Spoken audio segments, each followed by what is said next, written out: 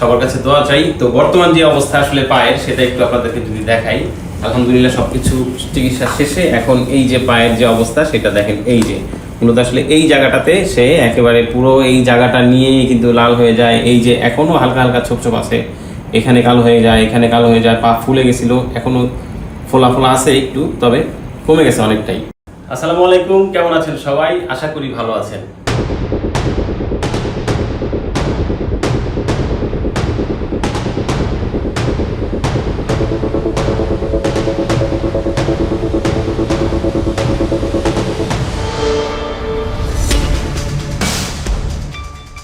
অনেকেই বেশ কিছুদিন যাবৎ কমেন্ট করেছেন, হোয়াটসঅ্যাপে মেসেজ করেছেন, কেউ কেউ ফোন করেও খোঁজ নিয়েছেন। ভাই, অনেক দিন হলো আপনার কোনো ভিডিও পাচ্ছি না ভাই, কারণটা কি? কোথায় হারিয়ে গেলেন? এই যে ভিডিও এতদিন কেন দিচ্ছি না বা কেন ভিডিও নেই চ্যানেলে, পেজে, কোথাও, সেটা জানাবো। আর দ্বিতীয় হচ্ছে, সবাইকে আসলে সতর্ক করতে চাই যে আমরা আসলে এই সেক্টরে যারা কাজ করছি, যারা আসলে সম্পৃক্ত আছি, টোটাল এই এগ্রো সেক্টর না, শুধু এই কৃষি সেক্টরকে নিয়ে যারাই আসলে কাজ করছি, সবারই খুব সতর্ক হয়ে কাজ করা উচিত এবং কিছু কিছু ক্ষেত্রে সতর্ক থাকা উচিত। হযরতপুর যেই হাট, ঢাকার কেরানীগঞ্জের, সেই হাটে অনেকেই দেখেছেন অনেক বিশাল দেহের একটি কালো গরু আমাকে কিন্তু ধাক্কা দিয়ে ফেলে দিয়েছিল এবং তারপরে তার পা আমার পায়ের উপরে পড়ে এবং তখন হয়তো আমি সেটা বুঝতে পারিনি।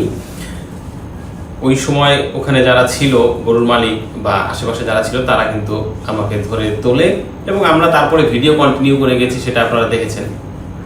এবং তারপরে হাট শেষ হওয়া পর্যন্ত কিন্তু আমরা সেদিন ভিডিও করেছি এবং সেই ভিডিওগুলো আপনারা দেখেছেন।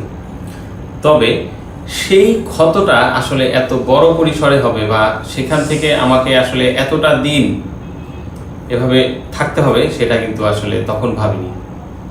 বিষয়টা হলো, সেই যে গরুটা যখন পাড়া দেয়, আপনারা দেখছেন ভিডিওতে এখন, এই যে গরুটাকে যখন আমি আসলে প্রথমে দেখানোর পরে যখন বলতেছিলাম যে আচ্ছা লম্বা 80 ইঞ্চি আছে, হ্যাঁ, আর এমনি আছে 65 ইঞ্চি। 65 ইঞ্চি। 65 ইঞ্চি। আচ্ছা দর্শক, মোটামুটি আপনাদের আসলে ইঞ্চিটা তো এভাবে মাপা যাচ্ছে না, যেহেতু ইঞ্চি আনি নাই। আমি হাত দিয়ে যদি আপনাদেরকে একটু মাপের আইডিয়া করতে পারি। মাশাআল্লাহ দেখেন এই যে হাত, হাইট অনুযায়ী কিন্তু হাতও মাশাআল্লাহ কম লম্বা না। তো আমি একটু মাপি, দেখেন এই যে এখান থেকে শুরু করলাম। আপনার ভয় তো লাগতেছে, কয়াত হবে ভাই? আইডিয়া আনুমানিক। গরুটা এতই লম্বা, আসেন একটু মেপে দেখি যে আসলে গরুটা কতটুকু লম্বা। তো এই গরুর যিনি মালিক ছিলেন, তিনি হচ্ছে আমাকে একটা বড় লাঠি দেয় এবং লাঠিটা সে কিন্তু হাত দিয়ে মেপে দিয়েছিল যে তার হাতের 2 হাত। তো সেই লাঠিটা দিয়ে যখন আসলে কাছাকাছি যে গরুটাকে মাপতে গেলাম, ঠিক তখনই সে আসলে এটা ইচ্ছাকৃতভাবে করেনি, সে তার শরীরটা আসলে সে নাড়াতে চেয়েছিল। তখন তার শরীরের সেই ধাক্কাতেই কিন্তু আসলে মূলত আমি পড়ে যাই এবং তার পা হচ্ছে আমার পায়ে লাগে। তো সেটা তখন যদি পাটা ভেঙে যেত তাহলে কিন্তু তাৎক্ষণিক বোঝা যেত, আমার হাঁটতে কষ্ট হতো বা প্রচণ্ড ব্যথা হতো। তবে সেটা কিছুই হয়নি, একটু ছিলে যায় এবং লাল হয়, একটু ফুলেও যায়। তো কয়েকটা দিন চলে যাওয়ার পরে আমি দেখলাম যে আসলে এটা নিয়ে কোনো একটা সমস্যা হচ্ছে না খুব একটা। তো ঠিক 1 সপ্তাহ পরই সেই জায়গাটা একেবারে কালো হয়ে যায় এবং শুধু সেই জায়গা না, পায়ের নিচের অংশে গোড়ালিতে প্রচণ্ড ব্যথা থাকে এবং গোড়ালির বিভিন্ন জায়গা, পায়ের পাতাতে ব্যথা থাকে, বিভিন্ন জায়গা কালো কালো হয়ে যায়। এবং আমি তখন বুঝতে পারি যে আসলে হয়তো ভেতরে কোনো একটা সমস্যা হয়েছে, হয়তো টিস্যু ছিঁড়ে যেতে পারে, অথবা যে আমাদের রগ থাকে ভেন, সেটা হয়তো ইনজুর হতে পারে। সেই কারণে হয়তো অন্য জায়গাগুলো এরকম কালো কালো ছোপ হয়ে গেছে এবং প্রচণ্ড ব্যথাও থাকে। আসলে মূলত এই কারণেই কিন্তু অনেকটা দিন। তারপরে সেখান থেকে আমি ডাক্তারের কাছে যাই, এক্স-রে করি, ডাক্তার আরও কিছু টেস্ট দেয়, ব্লাড টেস্ট দেয় এবং এক্স-রেতে দেখা গেল যে না, আসলে আলহামদুলিল্লাহ খুব বড় ধরনের কোনো সমস্যা হয়নি। তবে এটা এতটাই প্রেশার পড়েছে, মাংসে কিছুটা সমস্যা হয়ে যায় এবং ওষুধ খাওয়ার পরে আলহামদুলিল্লাহ এখন আমি সুস্থ। তো আসলে এইরকম সমস্যার কবলে শুধু আমি না, কিন্তু আমাদের অনেকেরই পছন্দের একজন মানুষ, ডিজাইন এগ্রোর হাসান ভাই, আমরা কিন্তু জানি সেই হাসান ভাইও কিন্তু একবার এরকম ওনার একটি সার খুব জোরে চাপ দেয় এবং বাঁশ ভেঙে উনি পড়ে যায় এবং অনেকদিন উনিও কিন্তু বেশ অসুস্থ ছিল এবং প্রচণ্ড ব্যথা পায়। আমাদের সেই ডিজাইন এগুলোরই ক্ষুদ্র খামারের আজিম ভাই, উনিও কিন্তু ওনাকে একটি সার একেবারে এমনভাবে গুঁতো দেয় যে ওনার আসলে খুব ভালোভাবে ইনজুর হয় এবং হসপিটালে ভর্তি থাকতে হয়, ওনার ছোট একটা সার্জারি হয়। আমাদের A1 এগ্রোর ইভন ভাই কেরানীগঞ্জের, ওনার যতদূর জানতাম যে একেবারে পুরো ভুঁড়ি বের করে ফেলেছিল ওনার একটা ছোট একটা ষাঁড় গরু, এমনভাবে সে স্টেপ দেয় ওনাকে একেবারে পেটটা ফেটে যায়।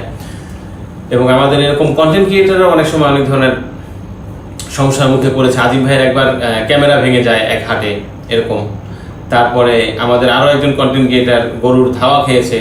তো আসলে মূলত বলতে চাই, আমরা যারা এটা নিয়ে কাজ করছি, এটার সাথে সম্পৃক্ত আছি, সবাই যারা আসলে কন্টেন্ট তৈরি করছি, তারা যারা গরু নিয়ে আসেন হাটে তারা, এবং তার পাশাপাশি গরু যারা ক্রয় করতে যান হাটে, অবশ্যই খুব সাবধানতার সাথে আসলে আপনারা এই কাজগুলো করবেন এবং আমরা আসলে যেন খুব সাবধানতা অবলম্বন করে এই কাজগুলো করি।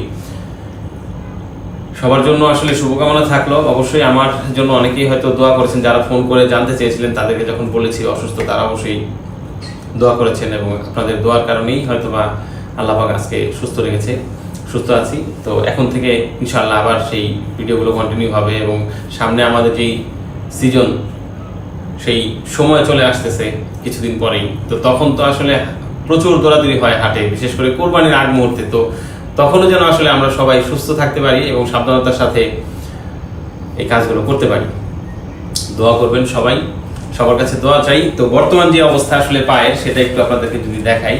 আলহামদুলিল্লাহ সবকিছু চিকিৎসা শেষে এখন এই যে পায়ের যে অবস্থা, সেটা দেখেন। এই যে মূলত আসলে এই জায়গাটাতে সে একেবারে পুরো এই জায়গাটা নিয়েই কিন্তু লাল হয়ে যায়। এই যে এখনো হালকা হালকা ছোপ ছোপ আছে, এখানে কালো হয়ে যায়, এখানে কালো হয়ে যায়। পা ফুলে গেছিল, এখনো ফোলা ফোলা আছে একটু, তবে কমে গেছে অনেকটাই। তো এই জন্য অবশ্যই শুকরিয়া জানাই এবং আবারও বলবো, সবাই খুব সাবধানতার সাথে কাজ করবেন যারা এটার সাথে জড়িত আছেন। বিদায় নিচ্ছি আজকের মতো। সবাই ভালো থাকবেন, সুস্থ থাকবেন, সবাই সবার জন্য দোয়া করবেন। আসসালামু আলাইকুম।